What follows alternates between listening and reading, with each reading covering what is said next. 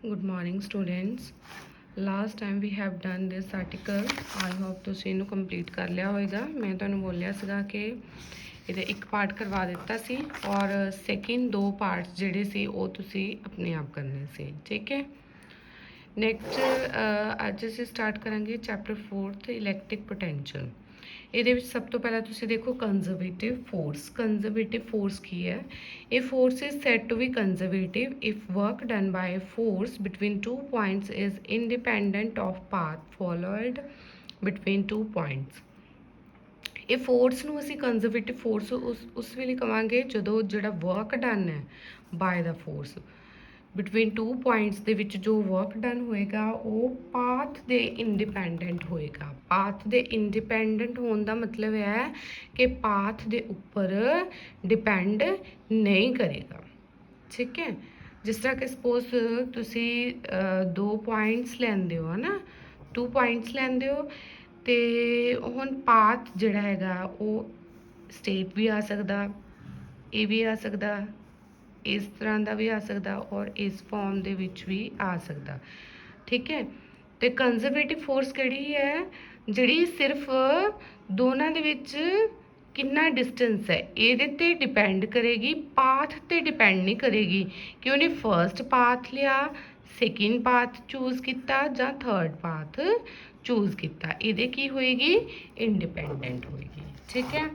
ਔਰ ਜੇ ਤੁਸੀਂ ਕੋਈ ਕਲੋਜ਼ ਪਾਥ ਲੈਂਦੇ ਹੋ ਨਾ ਤੇ ਕੰਜ਼ਰਵੇਟਿਵ ਫੋਰਸ ਦੇ ਲਈ ਉਹਦਾ ਜਿਹੜਾ ਵਰਕ ਡਨ ਹੁੰਦਾ ਨਾ ਉਹ ਆਲਵੇਜ਼ ਜ਼ੀਰੋ ਹੁੰਦਾ ਹੈ। ਕਲੋਜ਼ ਪਾਥ ਦਾ ਮਤਲਬ ਹੈ ਜਿਸ ਤਰ੍ਹਾਂ ਮੰਨ ਲਓ ਕਿ ਤੁਸੀਂ ਸਰਕਲ ਲਿਆ, ਇੱਕ ਪੁਆਇੰਟ ਤੋਂ ਸਟਾਰਟ ਹੋ ਕੇ ਵਾਪਸ ਫਿਰ ਤੁਸੀਂ ਉਸੇ ਪੁਆਇੰਟ ਤੇ ਆ ਗਏ, ਇਨੀਸ਼ੀਅਲ ਜੋ ਉਹਦਾ ਡਿਸਟੈਂਸ ਹੈ ਉਹ ਇਕੁਅਲ ਹੋ ਗਿਆ ਫਾਈਨਲ ਦੇ। ਔਰ ਇਸ ਤਰ੍ਹਾਂ ਦੇ ਕੇਸ ਦੇ ਵਿੱਚ ਜਿਹੜਾ ਤੁਹਾਡਾ ਵਰਕ ਡਨ ਹੋਏਗਾ ਉਹ ਕੀ ਆਏਗਾ? ਜ਼ੀਰੋ ਆਏਗਾ, ਠੀਕ ਹੈ। ਉਸ ਤੋਂ ਬਾਅਦ ਹੈ independence of line integral of electric field on the nature of path between two points. ਇਸ ਆਰਟੀਕਲਸ ਦੇ ਵਿੱਚ ਅਸੀਂ ਐਕਚੁਅਲੀ ਪੜਾਂਗੇ ਕਿ ਅਗਰ ਤੁਸੀਂ line integral of electric field consider ਕਰਦੇ ਹੋ, line integral of electric field ਕਿਹੜਾ ਆਏਗਾ?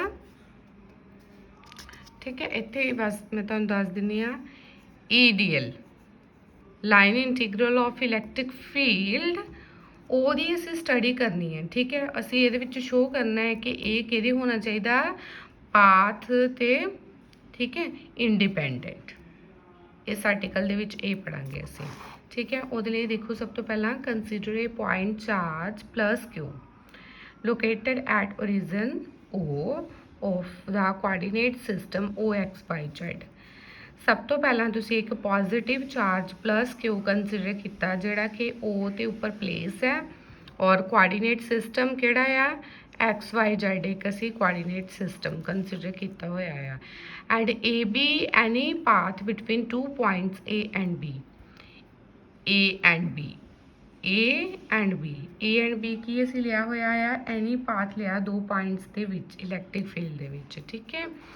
ਹੁਣ ਇਹਦੇ ਵਿੱਚ ਦੇਖੋ A ਪੁਆਇੰਟ A ਹੈ, B ਪੁਆਇੰਟ A ਹੈ, ਠੀਕ ਹੈ। ਇਹਨੂੰ ਮੈਂ ਥੋੜਾ ਡਾਰਕ ਕਰ ਦਿੰਦੀ ਹਾਂ, ਠੀਕ ਹੈ। ਇਹ A ਹੈ, ਇਹ B ਹੈ। ਇਹਨਾਂ ਦੋਨਾਂ ਦੇ ਵਿੱਚ ਡਿਸਟੈਂਸ ਜਿਹੜਾ ਆ A to B, ਇਹ ਪਾਥ ਹੈ, ਇਹਦੀ ਤੁਸੀਂ ਸਟੱਡੀ ਕਰੋਗੇ, ਠੀਕ ਹੈ। ਹੁਣ O ਤੋਂ ਲੈ ਕੇ A ਤੱਕ ਡਿਸਟੈਂਸ ਉਹ RA ਹੈ, O ਤੋਂ B ਤੱਕ ਦਾ ਡਿਸਟੈਂਸ ਉਹ RB ਹੈ, ਠੀਕ ਹੈ। Now suppose that P is the any point on the path, AB ਇੱਕ ਪਾਥ ਹੈ ਇਸ ਪਾਥ ਦੇ ਉੱਪਰ, ਠੀਕ ਹੈ। AB ਇਹ ਆਏਗਾ, ਇਹਨੂੰ ਵੀ ਮੈਂ ਥੋੜਾ ਡਾਰਕ ਕਰ ਦਿੰਦੀ ਹਾਂ। ਇਹ A ਪੁਆਇੰਟ ਹੋ ਗਿਆ, ਇਹ B ਪੁਆਇੰਟ ਹੋ ਗਿਆ, ਇਹ ਤੁਹਾਡਾ ਪਾਥ ਹੋ ਗਿਆ A ਤੋਂ ਲੈ ਕੇ B ਤੱਕ।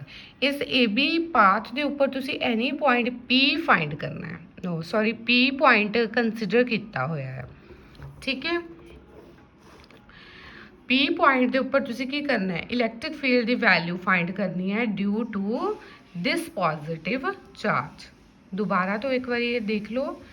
ਸਭ ਤੋਂ ਪਹਿਲਾਂ ਅਸੀਂ ਇੱਕ ਪਲਸ Q ਚਾਰਜ ਕੰਸੀਡਰ ਕੀਤਾ, O ਦੇ ਉੱਪਰ ਪਲੇਸ ਹੈ, ਕੋਆਰਡੀਨੇਟ ਸਿਸਟਮ XYZ ਹੈ, ਠੀਕ ਹੈ। ਤੇ ਫਿਰ ਤੁਸੀਂ ਇੱਕ ਪਾਥ ਕੰਸੀਡਰ ਕੀਤਾ A ਤੇ B, ਐਨੀ ਟੂ ਪੁਆਇੰਟਸ ਲਏ, ਇਹਨਾਂ ਨੂੰ ਜੁਆਇਨ ਕਰ ਦਿਓ, AB ਤੁਹਾਡੇ ਕੋਲ ਇੱਕ ਪਾਥ ਆ ਜਾਏਗਾ। ਤੇ O ਤੋਂ ਲੈ ਕੇ A ਤੱਕ ਦਾ ਡਿਸਟੈਂਸ RA ਹੈ ਐਂਡ O ਤੋਂ ਲੈ ਕੇ B ਤੱਕ ਦਾ ਡਿਸਟੈਂਸ RB ਹੈ। ਫਿਰ ਤੁਸੀਂ ਕੀ ਕਰਨਾ ਚਾਹੁੰਦੇ ਹੋ, ਹੁਣ ਇਸ ਪਾਥ ਦੇ ਉੱਪਰ ਇਲੈਕਟ੍ਰਿਕ ਫੀਲਡ ਦੀ ਵੈਲਿਊ ਫਾਈਂਡ ਕਰਨਾ ਚਾਹੁੰਦੇ ਹੋ। ਉਹਦੇ ਲਈ ਤੁਸੀਂ ਐਨੀ ਪੁਆਇੰਟ P ਕੰਸੀਡਰ ਕਰ ਲਓ ਇਸ ਪਾਥ ਦੇ ਉੱਪਰ P, ਠੀਕ ਹੈ। P ਅਸੀਂ ਇਸ ਤਰ੍ਹਾਂ ਲੈਣਾ ਆ, P ਦਾ ਜਿਹੜਾ O ਤੋਂ ਡਿਸਟੈਂਸ ਹੈ ਉਹ R ਆਏਗਾ, ਠੀਕ ਹੈ। ਗੱਲ ਸਮਝ ਆ ਗਈ। ਹੁਣ ਬੇਟਾ ਜਿਹੜਾ P ਹੈ ਨਾ ਉਹ ਐਨੀ ਪੁਆਇੰਟ ਹੈ ਜਿੱਥੇ ਤੁਸੀਂ ਇਲੈਕਟ੍ਰਿਕ ਫੀਲਡ ਦੀ ਵੈਲਿਊ ਫਾਈਂਡ ਕਰਨੀ ਹੈ। ਉਹਦੇ ਲਈ ਵੀ ਤੁਸੀਂ ਸਭ ਤੋਂ ਪਹਿਲਾਂ ਕੀ ਕਰਨਾ ਆ, ਜਿਸ ਤਰ੍ਹਾਂ AB ਇੱਕ ਟੋਟਲ ਪਾਥ ਹੈ, AB ਟੋਟਲ ਪਾਥ ਦੇ ਉੱਪਰ ਤੁਸੀਂ ਇਲੈਕਟ੍ਰਿਕ ਫੀਲਡ ਦੀ ਵੈਲਿਊ ਫਾਈਂਡ ਕਰਨਾ ਚਾਹੁੰਦੇ ਹੋ ਨਾ, ਤੁਸੀਂ ਸਭ ਤੋਂ ਪਹਿਲਾਂ ਇਹਦਾ ਇੱਕ ਸਮਾਲ ਪਾਰਟ ਕੰਸੀਡਰ ਕਰ ਲਓ, PQ is the small part ਆ ਗਿਆ। ਇਹਦੇ ਉੱਪਰ ਜਿਹੜੀ ਲੈਂਥ ਦੀ ਵੈਲਿਊ ਹੈ ਉਹ ਤੁਹਾਡੇ ਕੋਲ ਆਏਗੀ DL, ਸਮਾਲ ਡਿਸਪਲੇਸਮੈਂਟ ਹੈ। AB ਟੋਟਲ ਡਿਸਪਲੇਸਮੈਂਟ ਆਏਗੀ ਤੇ ਸਭ ਤੋਂ ਪਹਿਲਾਂ ਅਸੀਂ PQ ਇੱਕ ਸਮਾਲ ਡਿਸਪਲੇਸਮੈਂਟ ਕੰਸੀਡਰ ਕਰ ਲਈ ਵਿਚ ਇਜ਼ ਇਕੁਅਲਸ ਟੂ DL। ਹੁਣ ਅਸੀਂ ਸਭ ਤੋਂ ਪਹਿਲਾਂ ਇਹਦੇ ਲਈ ਇਲੈਕਟ੍ਰਿਕ ਫੀਲਡ ਦੀ ਵੈਲਿਊ ਫਾਈਂਡ ਕਰਾਂਗੇ, ਫਿਰ ਉਹਨੂੰ ਕੀ ਕਰ ਦਾਂਗੇ, integrate.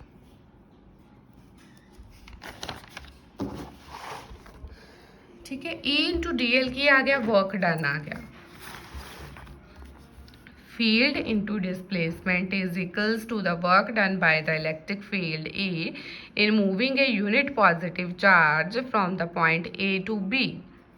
And here integral A ਸੀਗਾ small displacement ਲਈ work done, ठीक है। total ਲਈ ਤੁਸੀਂ ਕਿਸ ਤਰ੍ਹਾਂ find ਕਰਦੇ ਹੋ, ਉਹਨੂੰ integrate ਕਰਕੇ। work done by electric field E in moving a unit positive charge A to B, ठीक है। ਹੁਣ ਇਹ ਜੋ ਇੰਟੀਗਰਲ ਆ ਗਿਆ, ਇਹ ਇੰਟੀਗਰਲ ਆਇਆ A to B electric field E into DL is called the line integral of electric field E between the 2 points A and B, ठीक है। ਇਹ ਟੋਟਲ ਵੈਲਿਊ ਆ ਗਈ electric field the at point P ਦੇ ਉੱਪਰ। and the electric field at point O is given by O, ਜੋ ਇਹਦਾ centre ਹੈ ਇਹਦੇ ਉੱਪਰ ਇਲੈਕਟ੍ਰਿਕ ਫੀਲਡ ਦੀ ਵੈਲਿਊ ਕੀ ਹੁੰਦੀ ਹੈ, due to plus Q charge 1/4 pi epsilon Q by R square into R cap ਇਹਦਾ ਯੂਨਿਟ ਵੈਕਟਰ ਆਏਗਾ। ਇੱਥੇ ਅਸੀਂ ਕੂਲਮਸ ਲੋ ਲਗਾ ਲਿਆ, ਠੀਕ ਹੈ। ਇੱਕ ਚਾਰਜ ਕਰਕੇ ਜਿਹੜੀ ਇਲੈਕਟ੍ਰਿਕ ਫੀਲਡ ਦੀ ਵੈਲਿਊ ਉਹ ਇਹ ਹੈ, ਤੇ ਇਹ ਜਿਹੜਾ ਇੰਟੀਗਰਲ ਫਾਈਂਡ ਕੀਤਾ ਇਹ ਤੁਸੀਂ P ਪੁਆਇੰਟ ਦੇ ਉੱਪਰ ਫਾਈਂਡ ਕੀਤਾ।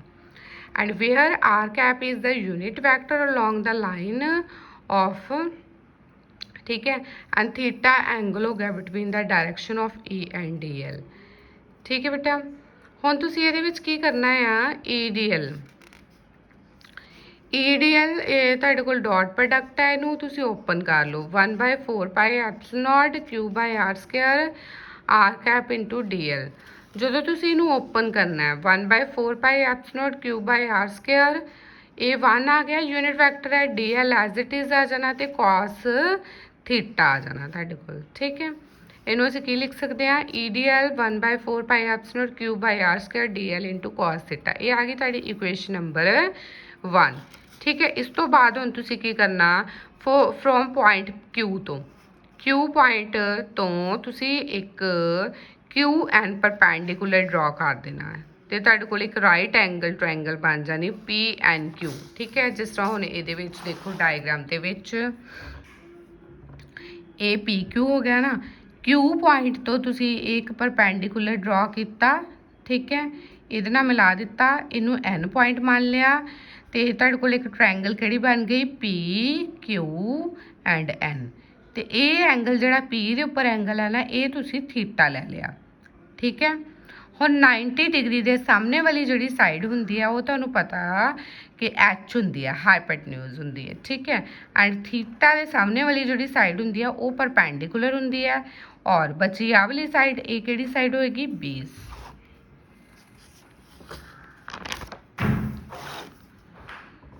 ਠੀਕ ਹੈ। ਹੁਣ ਤੁਸੀਂ ਇਹਦੇ ਵਿੱਚ ਦੇਖੋ ਪਰਪੈਂਡੀਕੂਲਰ ਡਰਾ ਕਰ ਲਿਆ, ਅਸੀਂ ਟ੍ਰਾਇੰਗਲ ਕੰਸੀਡਰ ਕੀਤੀ ਹੈ PNQ।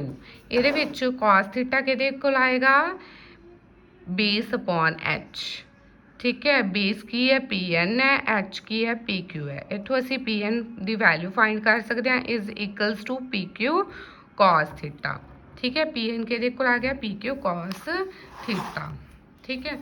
और इनू असी फर्दर अगर राइट करना होवे तो पी एन जड़ा ना projection of D L along the line O P N की है साडे कोल projection of D L along line O P. देखो पी एन की है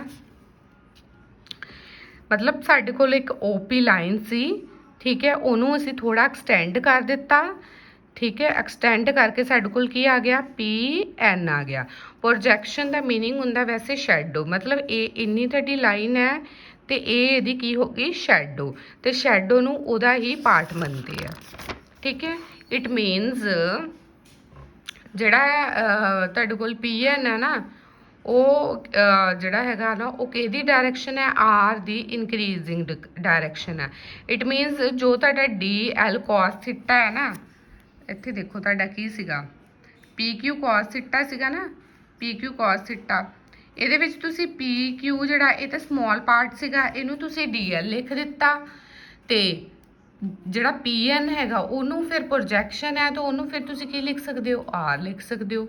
increasing direction of R, increasing direction of R मतलब ਉਹਦਾ ਸਮਾਲ ਪਾर्ट है डी आर आ जाएगा। It means D L cos theta equals to D R आ गया, ठीक है। हुण देखो E into D L 1/4 epsilon Q by R square into D L आ जाएगा, ठीक है। मतलब आप पूरी चीज़ नूं सॉल्व करके ये यूनिट वैक्टर सीगा ना, ये सॉल्व करके हुण तुहाडा इत्थे की आ गया डी आर आ गया। हुण असीं इहनूं इंटीग्रेट कर देना between 2 points A to B E into D L, A to B 1/4 epsilon Q by R square into D R. 1/4 epsilon जो है इंटू क्यू ये बाहर आ गया, तो 1/r स्क्वायर है, आर स्क्वायर जिहड़ा है ऊपर जाके ये माइनस दा 2 बन गया, ठीक है। हुण इहनूं इंटीग्रेट कर दो between 2 points 1/4 epsilon Q as it is, R की जिहड़ी पावर है वो -2 इंटू डी आर आ गई। हुण जो तुसीं इहदा इंटीग्रेट करोगे तो पावर एक प्लस हो जाती है ना, जिस तरह कि मतलब आर की पावर -2 का इंटीग्रल की हुंदा +1 डिवाइडेड बाय आर की पावर सॉरी -2 + 1, तो देखो ऊपर की आ जाना आर की पावर -1 आ जानी, नीचे की आ जाना -1, ठीक है। तो ए की आ गया आर की पावर बी, आर की पावर आर ए, ठीक है। 1/4 epsilon as it is, Q भी एज इट इज़, इनसाइड की बचा -1, ठीक है। दोनों के नाम से लिखांगे, फर्स्टली तुहाडे कोल आ जाएगी 1/r बी माइनस लगा के -1/r ए, ठीक है। मतलब एक ये आ गया, ये आ गई तुहाडी अपर लिमिट माइनस लगा के लोअर लिमिट, जिस तरह के मतलब तुसी इंटीग्रेशन फाइंड करते हो।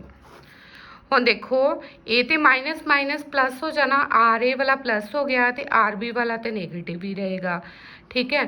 तो इनू असीं रीअरेंज करना हो तो किद्दां लिख सकते हैं 1/4 epsilon Q 1/r a minus 1/r b, ठीक है। पॉजिटिव वाले नूं असीं पहला लिख लिया, ये तुहाडे कोल आ गई इक्वेशन नंबर 2। हुण जिहड़ी ये इक्वेशन नंबर 2 आई इहदे विच की है, देखो एक लाइन इंटीग्रल है ना, लाइन इंटीग्रल किहदा है, इलैक्ट्रिक फील्ड है बिटवीन द 2 पॉइंट्स, किहड़े 2 पॉइंट्स दे विच है, ए एंड बी दे विच, is the same for all the path between the 2 points that is independent of the path followed between 2 points, ठीक है। तो कहता कि जिहड़ा line integral of electric field आया बिटवीन द 2 पॉइंट्स, ਇਹਦੇ ਵਿੱਚ जिन्ने भी पॉइंट्स आएंगे वो सारिਆਂ ਲਈ सेम है, उन्होंने ਦੇ ਲਈ ਕੀ आ जाएगा, इंडिपेंडेंट आएगा, ठीक है। पाथ ਤੇ नहीं डिपेंड करेगा, सिर्फ इनिशियल एंड फाइनल पोजीशन, मतलब इनिशियल ये है फाइनल ये है, इन्होंने दोनों ते ही डिपेंड करता पे। जिस तरह कि मैं तुहानूं स्टार्टिंग च दस्सिया सी कि कोई भी पाथ चाहे तुसी चूज़ करो, सारिਆਂ ਦੇ ਲਈ जो लाइन इंटीग्रल की वैल्यू आ वो की आएगी, वो सेम आएगी। यही असी इस आर्टिकल ਦੇ ਵਿੱਚ प्रूफ करना सी।